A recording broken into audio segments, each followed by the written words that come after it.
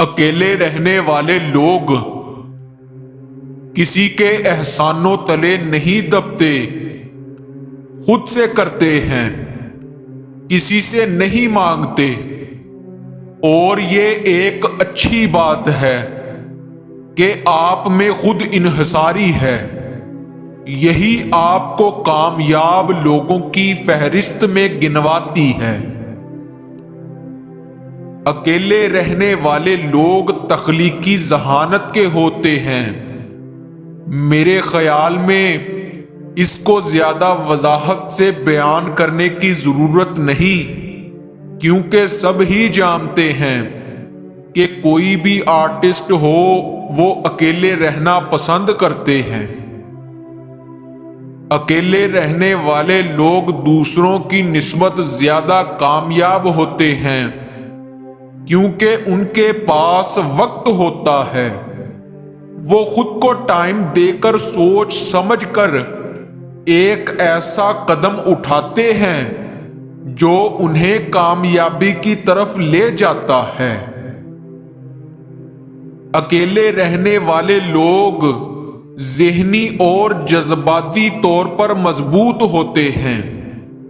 وہ ایسی بہت سی مشکلات سے گزرے ہوتے ہیں جس کا انہوں نے اکیلے سامنا کیا ہوتا ہے، اور وہ آئندہ کی مشکل سے نپٹنے کے لیے بھی ذہنی طور پر تیار رہتے ہیں۔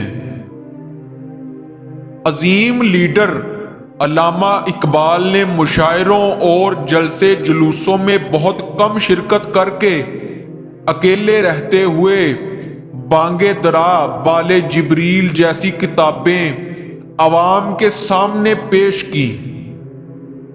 اکیلے رہنے والے لوگ مثبت کردار کے ہوتے ہیں، کیونکہ جو لوگوں میں رہتے ہیں وہ اپنا موازنہ دوسروں سے کرتے رہتے ہیں کہ وہ اگر ایسا ہے تو میں کیوں نہیں۔ اس طرح ان کی پوزیٹیوٹی ختم ہو جاتی ہے۔ دوسری طرف اکیلے رہنے والے لوگ ان سب چیزوں سے دور رہتے ہیں، اپنی خود کی اہمیت بڑھاتے ہیں اور مثبت کردار میں ڈھل جاتے ہیں۔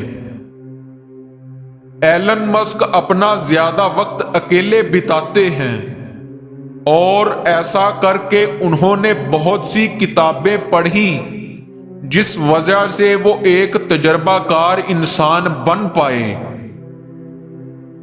اکیلے رہنے والے لوگ عزت دار ہوتے ہیں۔ وہ دوسروں سے دور رہتے ہیں، اپنی خود کی عزت بڑھاتے ہیں، کیونکہ اگر آپ بار بار کسی سے ملتے ہیں، اس کے قریب ہوتے ہیں، اس سے اپنی باتیں، اپنے آئیڈیاز شیئر کرتے ہیں، تو ان کے سامنے آپ کی عزت کم ہو جاتی ہے۔ اس وجہ سے اکیلے رہنے والے لوگ دوسروں سے زیادہ عزت دار ہوتے ہیں۔